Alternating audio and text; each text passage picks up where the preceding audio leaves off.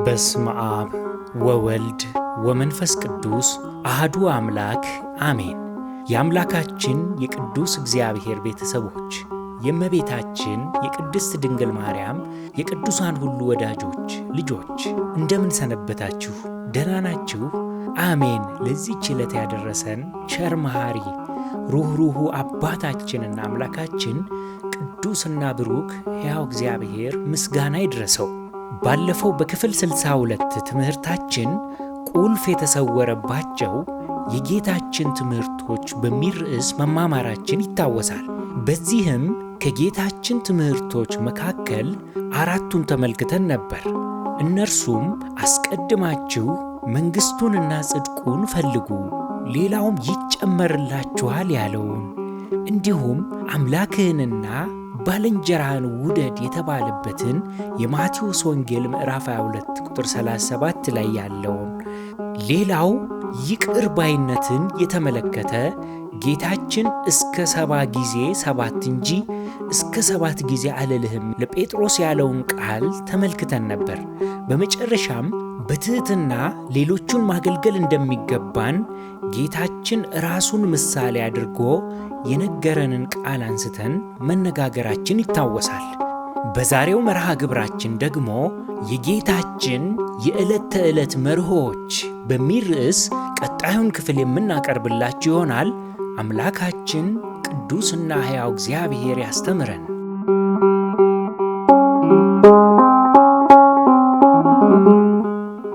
የጌታችን የዕለት ተዕለት መርሆች። እነዚህ መርሆች ጌታችን ካስተማራቸው ትምህርቶች መካከል የተወሰዱ ናቸው። የመጀመሪያው ትምህርት መስቀሉን ተሸክሞ ይከተለኝ የሚል ነው። ቃሉ የተጻፈውም የሉቃስ ወንጌል ምዕራፍ 9 ቁጥር 23 ላይ ሲሆን እንዲህ ይላል፣ በኋላዬ ሊመጣ የሚወድ ቢኖር ራሱን ይካድ፣ መስቀሉንም ዕለት ዕለት ተሸክሞ ይከተለኝ ይላል። ልጆች፣ በቤተ ክርስቲያን ሥርዓት በሥላሴ ስም የተጠመቁ ክርስቲያኖች ሁሉ መስቀልን ባንገታቸው ላይ ያስራሉ። ይህ ሥርዓት የመጣበት የራሱ የሆነ ታሪካዊ ዳራ ቢኖረውም በዋነኛነት ግን ዓላማው በልባችን ያመነውን ክርስቶስ በአፍአ ወይንም በይፋ ስለ እርሱ እንመሰክር ዘንድ ነው። አባቶቻችን በአንገታችን ላይ መስቀልን እናስር ዘንድ ሥርዓትን ያበጁት። በክርስቶስ ማመናችን ዋጋ የሚያስከፍል ቢሆንም እንኳን ለመክፈል መከራን ለመቀበል ዝግጁነታችንን የሚገልጥ ነው። እጅግ መልካም ነው። ነገር ግን ኦርቶዶክስ ክርስቲያንነታችንን በይፋ እየመሰከርን ያልሆነ ተግባር ላይ መሰማራታችን ግን በእጅጉ ያሳፍራል። አንዳንድ ጊዜ ወይ ክፉ ተግባራችንን ወይ መስቀሉን ከሁለቱ አንዱን ማውለቅ ሳይሻል አይቀርም። ምክንያቱም ክፉ መስራታችን ሳያንስ እነዚህ ክርስቲያኖች እንዲህ ናቸው በማሰኘት ለሌሎች መሰናክል እንሆናለንና እንጠንቀቅ። የትምህርታችን ማዕከላዊ ሐሳብ ግን ጌታችን አርአያችን ኢየሱስ ክርስቶስ ሊነግረን የወደደው ሊከተለኝ የሚወድ ቢኖር ራሱን ይካድ፣ መስቀሉንም ተሸክሞ ዕለት ዕለት ይከተለኝ ያለው መስቀል መከራ፣ ሕማም፣ መሥዋዕትነትን የሚወክል ነው። መስቀል ወቅታዊ በአንገት ላይ በተለያየ ቅርጻ ቅርጽ የምናንጠለጥለው ፋሽን ሳይሆን በየዕለቱ የምንቀበለው ሕማም ነው። ስለ እውነት፣ ስለ ክርስቶስ ፍቅር፣ ትእዛዝ፣ ሕግና ሥርዓት ስንል መስቀል ማጌጫም አይደለም፣ በየዕለቱ የሚከፈል መሥዋዕትነት እንጂ የራስ ፍላጎት የሚሰዋበት፣ ለራሳችን ሞተን ለክርስቶስ የምንኖርበት፣ የልብን ትዕቢት ለትሕትና የምናንበረክክበት፣ የራሳችንን ጥቅም፣ ክብር፣ ማንነት በእውነት እግር ስር የምንጥልበት ሕይወት ነው መስቀልን መሸከም ማለት። በተጨማሪም የሚረግሙንን መመረቅ፣ የሚንቁንን ማክበር፣ የሚያሙንን ማሞገስ፣ የሚጠሉንን መውደድ፣ ለሚያሳድዱን መጸለይ መስቀል ማለት። አቅማችን በፈቀደው ሁሉ ለሰው ዘር በሙሉ ማንነት፣ ሃይማኖት፣ ቀለምን ሳንለይ መውደድና መልካሙን ሁሉ ማድረግ መስቀልን ተሸክሞ የጌታን ዱካ መከተል ነው። ከእርሱ የተማርነውም ይህንኑ ነው። ሕማም ቢኖረውም ክርስቶስን አስበን ይህንን መልካም ብናደርግ በእውነት ክርስቶስን ከኋላው እየተከተልን ለመሆኑ ማረጋገጫው ይሄው ነው። በተግባራዊ ሕይወት ክርስቶስን ከመምሰልም በላይ ምን መታደል አለ! ጥቂት ናት ብላችሁ እንዳትንቁ። የብዙ ኪሎ ሜትሮች ጉዞ የሚጀመረው ከአንዲት እርምጃ ነውና እርሱን መምሰል ራሳችንን እናስለምድ። ገጽን ሳይሆን ልብን የሚመለከተው ንጉሥም የተፍገመገመውን ጉዞአችንን እጃችንን ይዞ ሊያጸናን፣ ሊያበረታን፣ ካሰብነውም በላይ ሊያስጉዘን የሚቻለው ኃያልና የታመነ ነውና በጥቂት በጥቂቱ መስቀሉን መሸከም አትታክቱ። በሰማያት ንጉሣችን የሚያቀዳጀን የድል አክሊል በምድር በተሸከምነው የመስቀል ሸክም ልክ ነው። ያለ መስቀል አክሊል የለም። በመስቀሉ ሕማም ያላለፈ የትንሣኤውን ክብር አያይምና መስቀሉ አይጎርብጠን፣ እንሸከመው።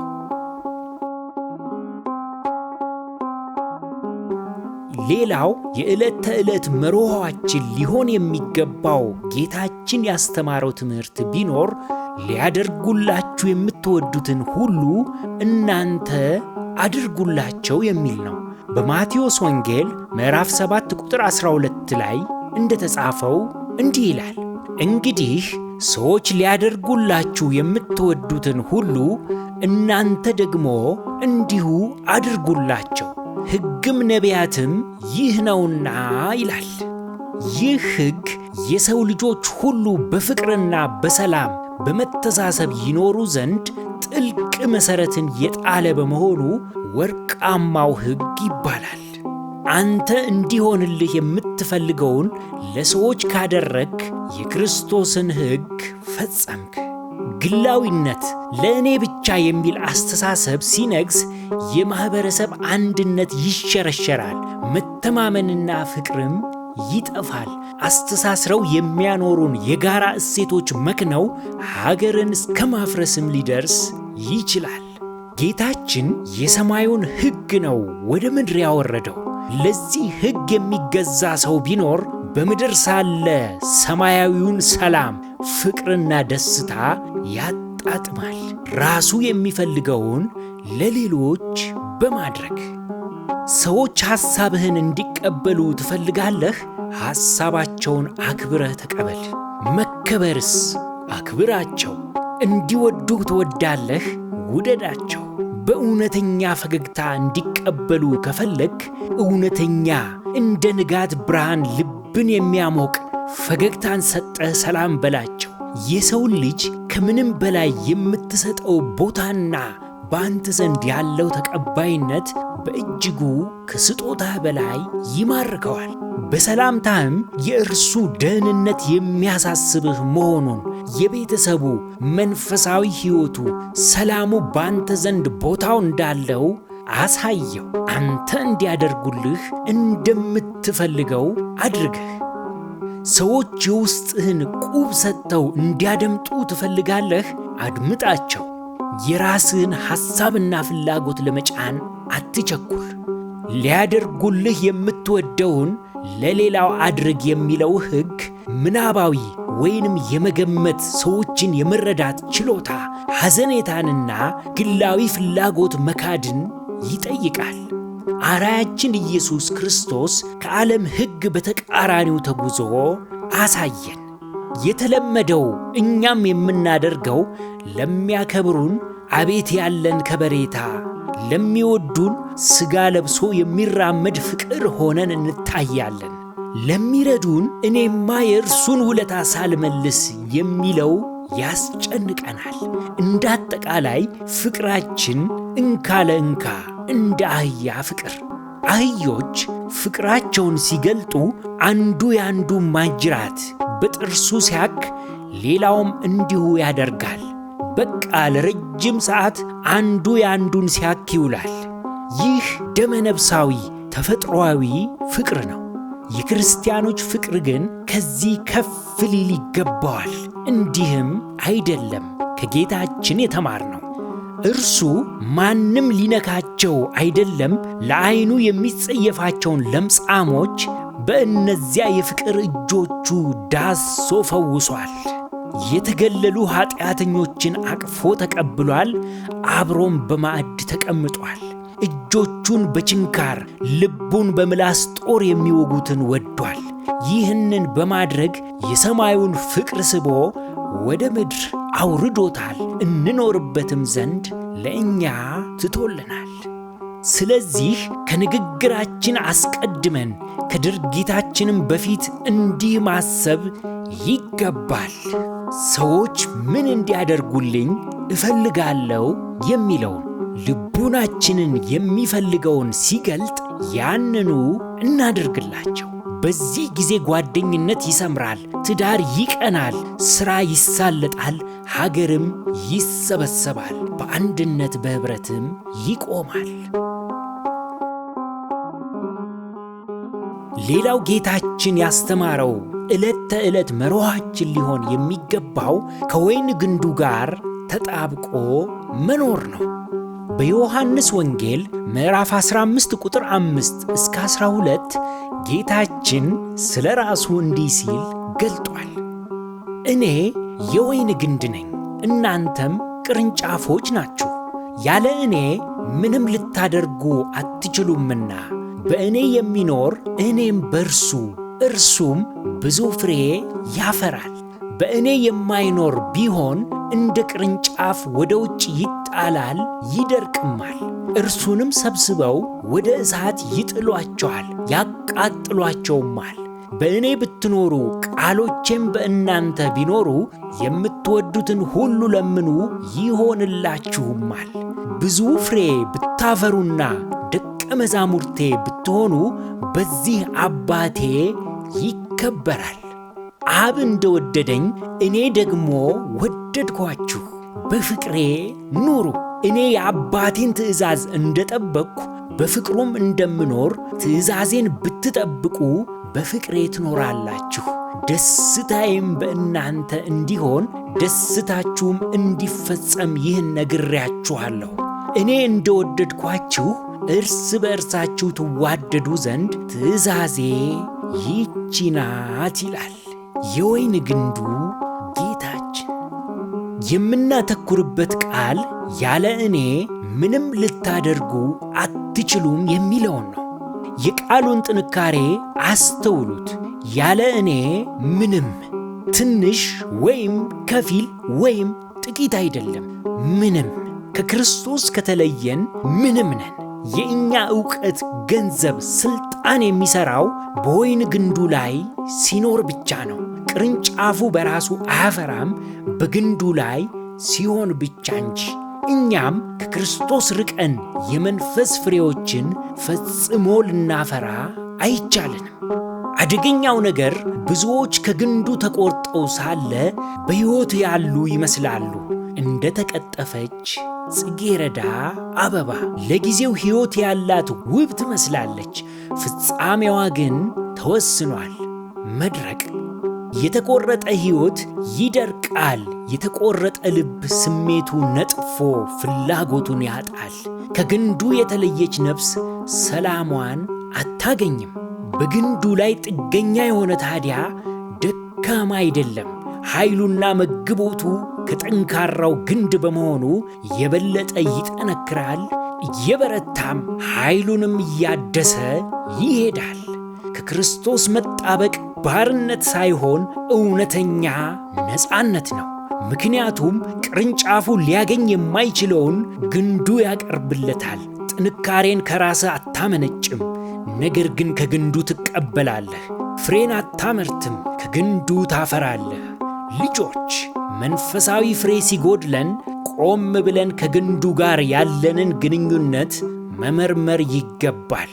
የጸሎት፣ የጾም፣ የንስሐና የቅዱስ ቁርባን ሕይወታችን የልማድ ወይስ ከልባችን ወደን ፈቅደን በደስታ ትርጉም ባለው መልኩ እየኖርንበት ነው?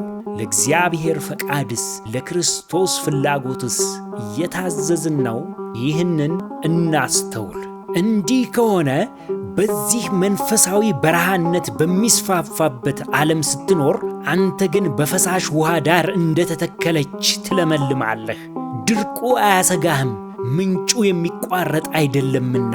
ፍሬ አያስጨንቅህም፣ ከግንዱ ተጣብቀሃልና። ነፋሱ ከወዲያ ወዲህ ቢወዘውዝህ እምነትህን በግንዱ ላይ ጣለው። መሠረቱ ጽኑ ስሩም የጠለቀ ነውና እመነው፣ ተማመነው፣ ተጣበቀው፣ ትጸናለህ። ብርቱና ኃያሉን ግንድ ክርስቶስን ክረምትና በጋ፣ ነፋስና ጎርፍ፣ የአየር ጠባያት የሚበግሩትም አይደለም። አንተ ግን ጽና፣ በርታ። ከግራና ቀኝ የሚነፍሰው ንፋስ ግን ከግንዱ ገንጥሎ እንዳይጥልህ አብዝተህ ተጠንቀቅ።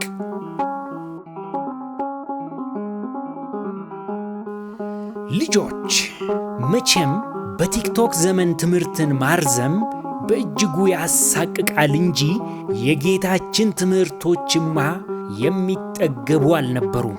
ሰይጣን እግዚአብሔር ይገስጽህ፣ ትውልዱን ክፉ ልማድ የተቆራረጠ ዕውቀት አስለምዶብን እኛም ለመናገር በእጅጉ ተቸገረን።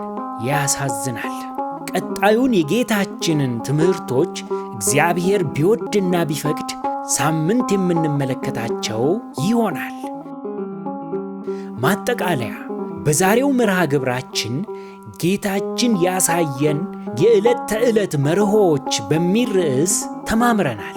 በዚህም 3 የጌታችን ትምህርቶችን የተመለከትን ሲሆን መስቀሉን ተሸክሞ መከተል፣ ሊያደርጉልን የምንወደውን ለሌሎች ማድረግ፣ እንዲሁም ከወይን ግንድ ከሆነው ከክርስቶስ ጋር ተጣብቆ መኖርን ተመልክተናል። የወይን ግንድ የሆነው ጌታችን ከእርሱ ጋር ተጣብቀን በቃሉ ፍሬ እንድናፈራ ቅዱስ ፈቃዱ ይሁንልን። አሜን። የዛሬው መርሃ ግብራችንን ከማጠናቀቃችን በፊት የመወያያ ጥያቄ እናቀርብላችሁ። የመጀመሪያው ጥያቄ ሊያደርጉላችሁ የምትወዱትን ሁሉ እናንተ አድርጉላቸው የሚለውን ወርቃማ ትእዛዝ በዕለት ተዕለት ውሏችሁ እንዴት ይተረጎማል? ምሳሌና ገጠመኞቻችሁንም በማንሳት ተወያዩባቸው። የዛሬው መርሃ ግብራችን ይህንን ይመስል ነበር። ያስተማረን የመከረን የአባቶቻችን አምላክ የእኛም አምላክ ቅዱስና ብሩክ ልዩ እግዚአብሔር ምስጋና ይድረሰው። የእግዚአብሔር ቸርነት፣ የእመቤታችን የቅድስት ድንግል ማርያም ማላጅነት፣ የጻድቃን የቅዱሳን ሁሉ ተራዳይነታቸው አይለየን። ወስብሐት ለእግዚአብሔር።